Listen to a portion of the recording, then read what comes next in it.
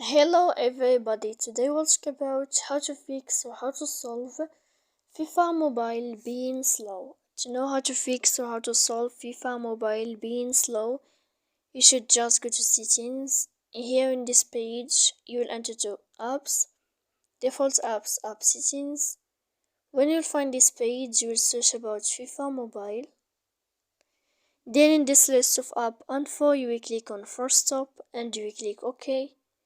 Here you will enter to storage. After that you will click clear cache, and in the end you can go to your Play Store. You will search about FIFA Mobile. When you will find it, then you can update your application there on Play Store to fix your FIFA Mobile.